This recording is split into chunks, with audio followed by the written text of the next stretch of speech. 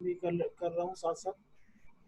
ठीक है भाई। अच्छा, पहली चीज़ ये है कि मैं आपको लैब नंबर 10 खोल के दिखाऊंगा कि लैब नंबर 10 में बेसिकली है क्या क्या चीज़, ताकि आपको थोड़ा सा आइडिया हो। हार्डवेयर पार्ट तो हमें करना नहीं है, हमें सिर्फ सॉफ्टवेयर पार्ट करना है इसका, इसलिए हार्डवेयर पार्ट को हम स्किप कर रहे हैं। ठीक है, ये हमारी जो लैब नंबर 10 है, बेसिकली आज की जो लैब हमें क्या करना है, experimentally study CMOS amplifier characteristic curves. ठीक है। अच्छा, हम लोग ने प्रीवियस लैब नंबर 9 जो मैंने आप लोगों को एक वीक पहले करवाई थी, उसके अंदर हम लोगों ने मॉसफेट्स का एक ब्रीफ इंट्रोडक्शन देखा कि मॉसफेट किस तरीके से होते हैं, मॉसफेट के कौन कौन से टर्मिनल्स होते हैं, गेट, ड्रेन, सोर्स, मॉसफेट की कौन कौन सी एम्पलीफायर की कॉन्फ़िगरेशंस होती हैं। तो आज की जो लैब का जो सेंट्रल आइडिया है या जो कंसर्न है हमारा, वो है कि different configurations of MOSFET amplifiers. ठीक है। अच्छा, स्क्रीन नज़र आ रही है आप लोगों को? ऐसा स्क्रीन नज़र नहीं आ रही होगी, एक मिनट, सॉरी।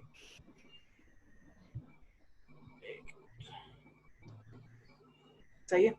तो जो लैब नंबर 10 जो हमें आज करनी है, lab number 10 is basically experimentally study CMOS amplifier characteristic curves. ठीक है, सीमॉस एम्पलीफायर के कैरेक्टरिस्टिक कर्व्स को एनालाइज करना है और देखना है कि भाई किस तरीके से वोल्टेज और करंट का एक रिलेशनशिप जो है वो मॉसफेट्स के अंदर किस तरीके से एग्जिस्ट कर रहा है। सही। तो ये चीज़ जो है बेसिकली हमें आज की लैब में ऑब्जर्व करनी है। प्रीवियस लैब के अंदर, that is lab number 9, not lab number 14, क्योंकि हमने प्रीवियसली लैब 14 की थी, जो कि एक जो कि एक ट्रांजिस्टर पर बेस्ड था, complementary pair amplifier. That was something different. आज जो हम कर रहे हैं वो बेसिकली मॉसफेट से रिलेटेड है। ठीक है, मॉसफेट्स आप लोगों ने अपनी थ्योरी, ईसीडी की थ्योरी में मिस फरहान ने आपको पढ़ा भी दिए होंगे और पढ़ा भी रही होंगी अभी, तो उससे ही मिलते जुलते थोड़ा बहुत काम करना है हमें। ठीक है, मॉसफेट्स हम लोग प्रीवियस लैब में पढ़ चुके हैं कि भाई मॉसफेट जो होता है वो ट्रांजिस्टर से फर्क होता है।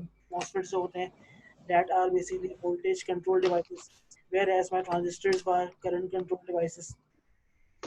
मॉसफेट के अंदर हमारे पास क्या होता है, मॉसफेट के तीन टर्मिनल्स होते हैं, गेट, ड्रेन और सोर्स। ठीक है, नॉर्मली इनपुट जो होता है वो गेट पे अप्लाई किया जाता है और आउटपुट जो है वो आपका ड्रेन से सोर्स के दरमियान जो ड्रेन करंट फ्लो कर रहा है, आईडी, उसको हम कहते हैं कि this is my output current. ठीक है। अच्छा, अब मैं थोड़ा सा मैं लेक्चर्स की तरफ मूव कर रहा हूँ, जो हमें लेक्चर्स जो मैंने बनाए, ताकि आप लोगों को एक अंदाज़ा हो सके कि भाई, एक मिनट,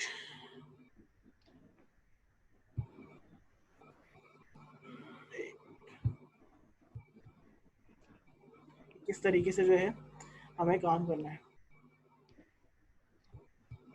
ठीक है, तो ये सबको नज़र आ रही है पीडीएफ फाइल जो मैंने बनाई है,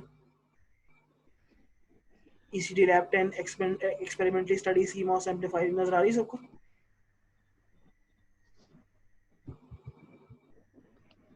ये screen yes. PDF visible yes है? सर। ठीक है, विजिबल। Okay okay okay. अच्छा भैया, थोड़ा सा फोकस करते हैं इसके ऊपर। सी मॉस एम्पलीफायर, सी मॉस का जो फुल फॉर्म है वो क्या है, कॉम्प्लीमेंट्री मेटल ऑक्साइड सेमीकंडक्टर। ये आप लोग हमें पहली लैब में बता चुका हूँ। ठीक है, इस लैब का ऑब्जेक्टिव क्या है, इस लैब का ऑब्जेक्टिव है प्रॉपर्टीज ऑफ मॉस एम्पलीफायर की कॉन्फ़िगरेशन की क्या क्या प्रॉपर्टीज है, investigate small signal performance. Small signal performance को हम एसी परफॉर्मेंस या एसी एनालिसिस भी कहते हैं। ऑपरेटिंग पॉइंट क्या है, ऑपरेटिंग पॉइंट होता है डीसी एनालिसिस। स्मॉल सिग्नल का मतलब है कि एसी एनालिसिस, ऑपरेटिंग पॉइंट या क्यू पॉइंट का मतलब है डीसी एनालिसिस। सही। उसके बाद वो कह रहा है इनपुट और आउटपुट इम्पीडेंसेस। ऑब्वियस सी बात है कि इनपुट आउटपुट इम्पीडेंस भी बहुत इंपॉर्टेंट एक कैरेक्टरिस्टिक्स होती है, चाहे वो ट्रांजिस्टर्स हो चाहे वो मॉसफेट्स हो, तो ये भी हम देखेंगे। इसके अलावा वोल्टेज गेन हम देखेंगे, कॉमन सोर्स का और कॉमन ड्रेन का। ठीक है। अच्छा भाई, ये चीज़ें जो है हमें लैब में कवर करनी है आज। पहली चीज़ वो दिखा रहा है, वो दिखा रहा है small signal models. Small signal model का मतलब है कि वो बेसिकली एसी इक्विवेलेंट मॉडल दिखा रहा है आपको, पाई मॉडल और टी मॉडल। ठीक है, इसने बेसिकली यहाँ पे ये वाली चीज़ जो है, this this is your pi model and this is your T model, जहाँ पर ये आपके पास एक करंट सोर्स है जिसको इसने कह दिया है G M into V G S, जहाँ पे V G S gate to source का वोल्टेज है और जी एम बेसिकली क्या होती है, ट्रांसकंडक्टेंस से कंडक्टेंस भी कहते हैं इसको। और RDS basically drain to source के दरमियान जो small resistance, small signal resistance, उसको हम कह रहे हैं आरडीएस। ये मेरे पास जो है प्लस माइनस वीजीएस आ गया, ये मेरे पास गेट टर्मिनल है, ये मेरे पास ड्रेन टर्मिनल है और ये मेरे पास सोर्स टर्मिनल है। इसी का इक्विवेलेंट होता है टी मॉडल। पाई मॉडल और टी मॉडल आपस में एक दूसरे के बराबर होते हैं, सिर्फ रिप्रेजेंटेशन का फर्क होता है कि आपने दो मुख्तलिफ चीज़ों को, दो सेम चीज़ों को किस तरीके से मुख्तलिफ तरीके से रिप्रेजेंट किया है। सही। तो ये स्मॉल सिग्नल मॉडल आ गया, पाई मॉडल और टी मॉडल। ठीक है, इसको हम बस जल्दी से गो थ्रू करेंगे क्योंकि ये फाइनल एग्जाम में तो इंक्लूड नहीं कर रहे हम, बट ये कि लैब को हमें परफॉर्म करना है।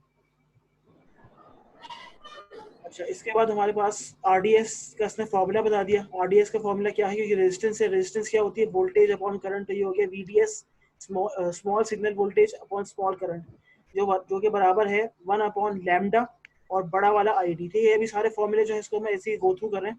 इसके अलावा मेरे पास जीएम जो ट्रांस कंडक्टेंस है वो किसके बराबर है, बीटा जो कि करंट या बेसिकली एम्पलीफिकेशन रेशियो होता है, bracket BGS of Q point minus threshold voltage. ठीक है। अच्छा, इसके बाद हमारे पास अब चीज जो जरूरी आ रही है कि हमारे पास 3 बेसिक मॉसफेट की एम्पलीफायर कॉन्फ़िगरेशन होती है।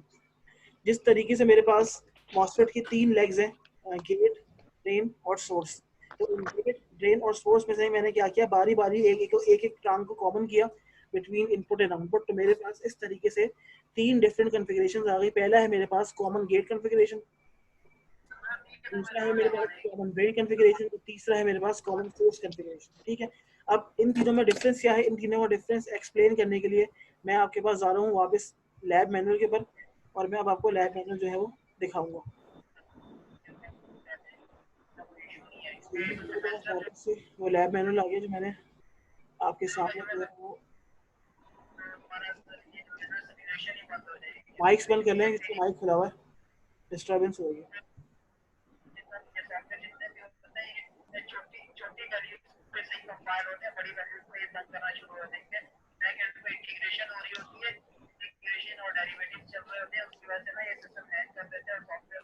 माइक बंद कर ले, इससे माइक खुला हुआ भाई।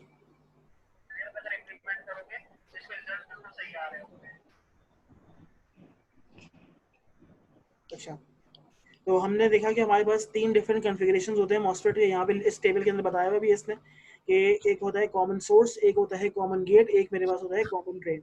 अगर मैं बात कर रहा हूँ कॉमन सोर्स की, तो कॉमन सोर्स का मतलब ये है कि मैंने इनपुट अप्लाई किया है गेट पे और आउटपुट मेरा ड्रेन के ऊपर है। इस केस में मेरे पास इनपुट आउटपुट का जो फेज डिफरेंस है दैट इज 180 डिग्रीज। 180 डिग्री से क्या मतलब है कि मेरे पास मेरा पॉजिटिव साइकिल पहले आ रही है इनपुट की, तो आउटपुट में ऐसा नहीं होगा। Output will be 180 degree phase shifted, वहां पर नेगेटिव साइकिल पहले आ रही होगी। कॉमन सोर्स की इनपुट इंपीडेंस हाई होती है, आउटपुट इंपीडेंस भी हाई होती है, वोल्टेज गेन इसका मीडियम है और करंट गेन इसका हाई है। अब हम बात करें कॉमन गेट की। कॉमन गेट का इनपुट आउटपुट फेज डिफरेंस, कोई फेज डिफरेंस नहीं है, जैसा इनपुट आ रहा है वैसे आउटपुट आएगा। इनपुट इंपीडेंस लो होती है, आउटपुट इंपीडेंस हाई होती है, वोल्टेज गेन मीडियम है और करंट गेन लेस देन 1 है, करंट गेन बहुत ही कम है। इसके बाद हम लास्ट कॉन्फ़िगरेशन पे आ गए, कॉमन ड्रेन पे। कॉमन ड्रेन पे इनपुट आउटपुट फेज डिफरेंस वापस जीरो होता है, इनपुट इंपीडेंस इसकी हाई होती है, आउटपुट इंपीडेंस लो होती है, वोल्टेज गेन लेस देन 1 और करंट जो है वो बहुत हाई। अब ये सारी प्रॉपर्टीज बताने का क्या मकसद है, सारी प्रॉपर्टीज बताने का मकसद ये है कि हमें जो है ना करना ये है कि हमें एक आइडियल एम्पलीफायर डिजाइन करना है। क्या डिजाइन करना है, एक आइडियल सी मॉस एम्पलीफायर। अब है तो मेरे पास 3 different configurations, but ideal amplifier या बेहतरीन एम्पलीफायर कौन सा होता है, बेहतरीन एम्पलीफायर वो होता है जिसके अंदर ये तीनों खसूसियात हो। तीनों खसूसियात कौन कौन सी हो, मेरे पास आर इन इनपुट रेजिस्टेंस बहुत ज्यादा हो, इनफाइनाइट हो, आउटपुट रेजिस्टेंस मेरे पास ना होने के बराबर हो, और गेन मेरे पास बहुत ज्यादा हो। सही। तो अगर मैं उस टेबल में वापस जाके देखूंगा तो मेरे पास कुछ कॉन्फ़िगरेशंस हैं ऐसी जो मेरी रिक्वायरमेंट से मैच कर रही होंगी। अच्छा, अब उसकी तरफ जाने से पहले हम ये चीज देख लेते हैं कि भाई आर इन को इन्फिनिटी क्यों होना है, आर आउट को जीरो क्यों होना है, और गेन को भी इन्फिनिटी क्यों होना है। अच्छा, आर इन को अगर मेरे पास आर इन या कोई भी रेजिस्टेंस इन्फिनिटी है, इसका मतलब ये है कि वो पाथ जो है बेसिकली उसकी, वो बेसिकली एक ओपन पाथ है, क्योंकि ओपन पाथ ही वो वाहिद पाथ होता है जिसकी impedance is way too much, और या फिर कह सकते हैं कि बहुत ज़्यादा है, इनफाइनाइट। जो पाथ ओपन होता है वहां पर करंट तो फ्लो नहीं करता, करंट जीरो होता है, क्योंकि करंट को तो पाथ चाहिए फ्लो करने के लिए। बट मेरे पास उस पाथ पर voltage drop is at its peak, इसीलिए आर इन को इन्फिनिटी रखने का मकसद ये है in order to provide maximum voltage at input of an amplifier. सही। तो कोई भी आपसे कभी भी पूछे कि आर एन एम्पलीफायर के केस में आर एन को इन्फिनिटी क्यों होना पड़ता है, या इम्पीडेंस इनपुट इम्पीडेंस को इन्फिनिटी क्यों होना लाजमी है। इनपुट इम्पीडेंस को इन्फिनिटी होना लाजमी इसीलिए है कि भाई अगर इन्फिनिटी नहीं होगा, रेजिस्टेंस बहुत ज़्यादा नहीं होगी, then you can not expect a voltage drop at the input. अगर वोल्टेज ड्रॉप नहीं जाएगा तो मॉसफेट के अंदर वोल्टेज नहीं जाएगा, और मॉसफेट वोल्टेज कंट्रोल डिवाइस है, मुझे करंट की ज़रूरत ही नहीं है।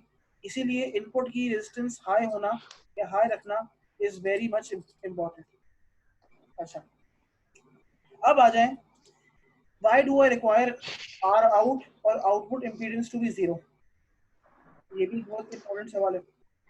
R out को जीरो होना इसलिए लाजमी है कि आउटपुट में लगा होता है लोड। क्या लगा होता है? Load. It may be either a simple resistive load, या एक आरसी फिल्टर, या एक आरसी लोड भी हो सकता है। लोड की एक ही रिक्वायरमेंट है कि लोड को चाहिए होता है करंट। करंट चाहिए, करंट दोगे लोड काम करेगा, नहीं दोगे लोड काम नहीं करेगा। अगर किसी पाथ पे से करंट गुजारना है तो उस पाथ की रेजिस्टेंस की कोशिश ये होती है कि कम से कम रखी जाए, या मिनिमम हो, या नेग्लिजिबल। इसीलिए आइडियल एम्पलीफायर के केस में आर आउट को हम ये चाहते हैं कि भाई आर आउट तुम कम से कम रहो, ताकि लोडिंग इफेक्ट को हम ओवरकम कर सकें। लोडिंग इफेक्ट क्या होता है? लोडिंग इफेक्ट का मतलब ये है कि कितना करंट आप दे रहे हो सिस्टम को, सही है, और maximum current appears at the load. तो ये दो चीजें, ये दो बातें हो गई। ये आर इन को बहुत बड़ा क्यों होना है, आर आउट को बहुत छोटा क्यों होना है, सही, और गेन को इन्फिनिटी क्यों होना है। अगर गेन इनफाइनाइट नहीं होगा तो मेरा एम्पलीफायर का जो मकसद है उसका कोई फायदा खत्म हो गया एम्पलीफायर। क्योंकि एम्पलीफायर का क्या काम है? एम्पलीफायर का काम ये है कि किसी भी चीज को एम्पलीफाई करना। अगर गेन ही नहीं होगा तो क्या एम्पलीफाई कर पाएगा? नहीं। इसीलिए हम ये चाहते हैं कि भाई गेन भी ज्यादा हो। इसीलिए ओपैम का गेन क्या होता है? ओपन लूप गेन इनफाइनाइट होता है इसका। क्लोज लूप गेन, हाँ हम कह सकते हैं कि भाई अगर मैं इन्वर्टिंग की बात कर रहा हूँ या किसी और की बात कर रहा हूँ तो वो इस लिहाज से चेंज होता है, सही। तो ये तीन कंडीशन जो है ये आपके जहन नशीं समझें कि ये आपको फिंगर टिप्स होना चाहिए कि अगर मैं बात कर रहा हूँ आइडियल एम्पलीफायर की, तो आइडियल एम्पलीफायर हम क्यों कह रहे हैं, सही। अच्छा, अब ये कह रहा है कि by comparing all the three configurations, ये तीन कॉन्फ़िगरेशंस ऊपर हमने डिस्कस की, कॉमन सोर्स, कॉमन गेट और कॉमन ड्रेन। किससे कंपेयर की? आइडियल एम्पलीफायर की कैरेक्टरिस्टिक्स से। तो इसने ये कहा कि कॉमन सोर्स जो है ना भैया, कॉमन सोर्स लग रहा है कि हाँ ये कुछ काम कर पाएगा। Common source is near to ideal amplifier, except सिर्फ एक मसला जो आ रहा है वो ये आ रहा है कि यार आउटपुट और इनपुट में फेज शिफ्ट आ गया 180 डिग्री का। मतलब आउटपुट मेरा एक इन्वर्टिंग आउटपुट है, it is not exactly equal to my applied input. उसकी शेप जो है वो इनपुट के इक्वल नहीं है, बट उसके अंदर 180 डिग्री का फेज शिफ्ट आ गया। तो हमने कहा चलो कोई मसला नहीं, बाकी जो प्रॉपर्टीज है हमारी आर इन, आर आउट और गेन, जब तक वो पूरी हो रही हैं मैं आई एम परफेक्टली फाइन, मुझे कोई मसला नहीं है कि बाकी फेज शिफ्ट में या कुछ में मसला हो रहा है, सही। आगे बात समझ। तो ये बात हो गई। अब होता क्या, ये अगर मैं आपको दिखाऊं आपका लैब मैनुअल, क्योंकि उसमें आपसे उसका हवाला देके समझाना है मुझे आपको। तो लैब मैनुअल के अंदर भैया उसने ये कहा हुआ है कि exercise on simulation for the circuit in figure 2 using the parameters you extracted from the previous lab 9 for CD4007 calculate CD4007 एक basically वो है MOSFET है, calculate all resistor values and unknown voltages such that ID drain current है 1 milli ampere और drain voltage है VD 5 volt. तो पहला काम जो वो कह रहा है आपको, एक कॉमन सोर्स सेलेक्ट कर लिया भले आपने, बिल्कुल ठीक किया, बट कॉमन सोर्स के साथ साथ आपको ये RG1, RG2, RD, RS सब निकालने हैं। तो अब आप क्या करेंगे? तो अब हम वापस उस फोल्डर पे आएंगे, उस फाइल पे आएंगे जहां पर हमने ये सारी कैलकुलेशंस अपने हाथ से परफॉर्म किए हुए ताकि आप लोगों को आसानी हो।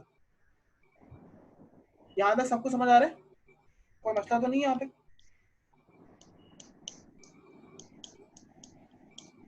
सही है, ठीक है।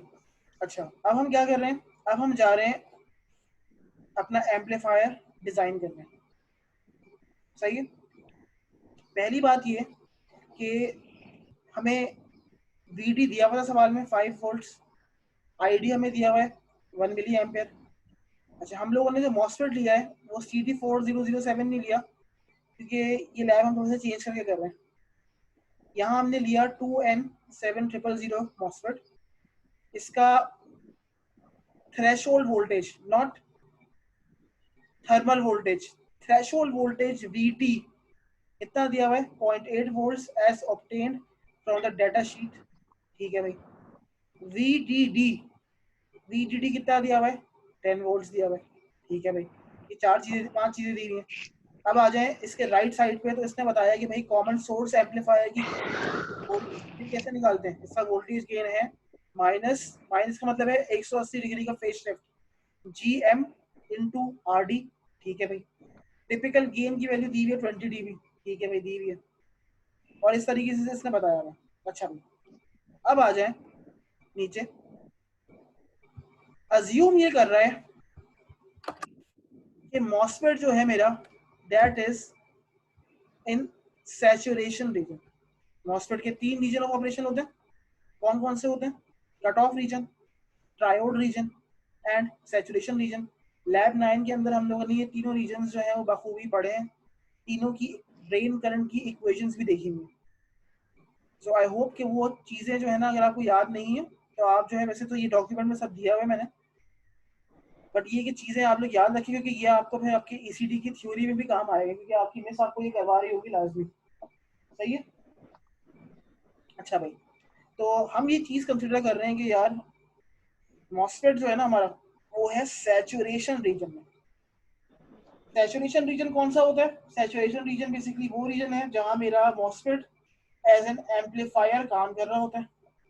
ये भी हमने देखा हुआ है। अच्छा, आखिरी कंडीशन ये है कि हम ये कह रहे हैं कि RG1 जो कि मेरे पास गेट रेजिस्टेंस 1 है, RG2 गेट रेजिस्टेंस 2 है, इन दोनों का parallel combination should be greater than 0.1 mega ohms या 100 किलो ओम्स। एक ही बात है। तो इन सारी चीजों को या इस सारी इंफॉर्मेशन को लेते हुए अब हम जा रहे हैं कॉमन सोर्स एम्पलीफायर की अननोन वैल्यूज को निकालने या एम्पलीफायर डिजाइन करने। इन शॉर्ट दूसरा लफ्ज ये भी है। ये आ गया वो सर्किट। RG1 RG2 गेट पे कनेक्ट किए हैं। RD is my drain resistance, RS is my source resistance, VDD दिया हुआ है 10 वोल्ट्स। सही है। अच्छा, अब कह रहा है it is given that drain voltage VD, drain voltage कौन सा है? The voltage between drain and ground, that is called drain voltage. वो दिया हुआ है 5 वोल्ट। साथ साथ आउटपुट का जो ड्रेन करंट है that is also given 1 milli ampere for 2N7000 MOSFET. वो कह रहा है कि आपका थ्रेशोल्ड वोल्टेज भी गिवन है। कितना गिवन है? 0.8 वोल्ट गिवन है as obtained from data sheet. सही। अब पहली चीज तो निकालनी है, जो पहला अननोन निकालना है वो है, हमें वो निकालना है KN। KN क्या होता है? KN होता है ट्रांस कंडक्टेंस पैरामीटर मॉसफेट। और ये निकलेगा लैब 9 में जो आपने मॉसफेट का IV कर्व बनाया था उसके अंदर से। मैंने निकाला हुआ यहाँ पे। KN निकालने का तरीका ये है कि ग्रेडियंट ऑफ दैट लाइन इसका होल स्क्वायर लें। ठीक है। तो ये ग्रेडियंट कैसे निकालते हैं? y2 माइनस कोई भी 2 पॉइंट्स ले लें, y2 minus y1 upon x2 minus x1 का होल स्क्वायर। तो मैंने कोई भी 2 पॉइंट्स अपने लिहाज से वहां से लिए थे और मेरे पास ट्रांस कंडक्टेंस पैरामीटर आ गया 0.05 यूनिट्स। क्या होते हैं? एम्पियर पर वोल्टेज का स्क्वायर। अच्छा, अब आ जाए नीचे, इस इक्वेशन को देखें। जब मॉसफेट सैचुरेशन रीजन में होता है ना, तो उस वक्त ड्रेन करंट की इक्वेशन ये होती है, ID बराबर है half multiply by KN multiply by VOV square. What is VOV? VOV is voltage over drive voltage, और VOV बराबर होता है VGS माइनस VT. किसके बराबर होता है? VGS minus threshold voltage. VGS minus VT is equal to over drive voltage. तो इस इक्वेशन में मेरे पास ID तो है, KN में निकाल चुका हूं. तो मैंने यहां से पहला काम ये किया कि ओवर ड्राइव वोल्टेज निकाल लिया VOV, जो कि मेरे पास आ रहा है 0.2 वोल्ट्स. ठीक है भाई, आ गया. अब VOV क्या होता है? मैंने अभी बताया कि VOV VGS माइनस VT है. VOV आपने ऊपर निकाला है, VT आपको पता है, तो आपने यहाँ से क्या निकाल लिया? VGS निकाल लिया. तो अब तक हमने दो चीजें निकाल ली, VOV, V ओवर ड्राइव, और VGS. ओके, अब आ जाए, अब हम जा रहे हैं RD को निकालने के लिए. RD निकालने के लिए बहुत ही सिंपल सा एक रूल है. हमें पता है कि मेरे पास जो voltage drop across this resistor है ऊपर, RD के अक्रॉस जो वोल्टेज ड्रॉप है वो क्या है? VDD minus VD. यही है. जो इसके अक्रॉस वोल्टेज ड्रॉप कैसे निकालेंगे? VDD minus VD. अच्छा, एक मिनट. तो ये किस तरीके से आ गया? इसने कहा कि भाई VDD जो बराबर है वो है ID RD प्लस VT. मुझे क्या निकालना है? मुझे RD निकालना है. तो मेरे पास VDD भी है, ID भी है, VT भी है. तो यहाँ से मैंने जो अननोन था RD वो कंप्यूट कर लिया, या वो निकाल लिया. तीन चीजें निकालनी, VOV, VGS और RD. ये इक्वेशंस वही हैं सारी, कोई नई इक्वेशन नहीं, सिंपल KVL की इक्वेशन है, आप लोगों को आपको पता होनी चाहिए. अच्छा, अब प्रीवियस की लैब, जो लैब नंबर 9 थी, उसमें मैंने एक बहुत इंपॉर्टेंट बात ये की थी कि ट्रायोड रीजन में और सैचुरेशन रीजन में फर्क क्या है. ट्रायोड रीजन के अंदर जो VDS होता है वो ओवर ड्राइव से कम है, जबकि सैचुरेशन में VDS जो है वो ओवर ड्राइव से ज्यादा होता है. ये बात आप लोग जब ग्राफ देखेंगे ना लैब 9 का, क्योंकि lab 9 is included in your final exam, उसको ओमिट नहीं कर सकते आप, उसमें सवाल आएंगे, इसलिए उसको देख लीजिएगा वीडियोस की. अच्छा, तो हमने ये कह दिया कि in order for device to operate in saturation region, VDS हमारे पास क्या है? VOV से बड़ा होना चाहिए. ठीक है भाई, ये हमने कह दिया, बड़ा हो गया. अच्छा, उसने ये कहा कि आप कह रहे हो कि VDS जो है वो 0.2 से बड़ा है, तो हमने अज्यूम किया कि भाई हम लोग इसको 3 वोल्ट ले लें. चलें, आपकी मर्जी है, आप 2 वोल्ट भी ले सकते हैं, इसको 1 वोल्ट भी ले सकते हैं, बट हमने to remain on a safe side हमने यहाँ पे कितने ले लिए VDS? हमने कहा चलो 3 वोल्ट से ले लिया भाई. फिर हमने KVL लगाया आउटर लूप पे. आउटर लूप कौन सा है? आउटर लूप है भैया ये वाला, यहाँ से लेकर यहाँ तक, ये पूरा का पूरा यहाँ पे हमने लगाया KVL. ये सारी चीजें मैं आपको ट्रांजिस्टर के बाद करवा चुका हूँ, तो इसलिए मैं बार बार रिपीट नहीं कर रहा वो चीजें. तो ये हो गया VDD, जो अप्लाइड VDD वोल्टेज है वो बराबर किसके बराबर है? ID RD, बिल्कुल सही है, प्लस VDS, बिल्कुल ठीक है, प्लस VS, बिल्कुल ठीक है. तो इन सब में मुझे सब कुछ पता है सिवाय VS के. तो मैंने यहाँ से क्या निकाल लिया? VS निकाल लिया. आ गई बात समझ? VS तक भी निकाल लिया हमने. अब हमने RD भी निकाल लिया, हम निकालेंगे RS. तो RS क्या है? सिंपल एक रेजिस्टेंस है, V अपॉन I. कौन सा वोल्टेज है? VS upon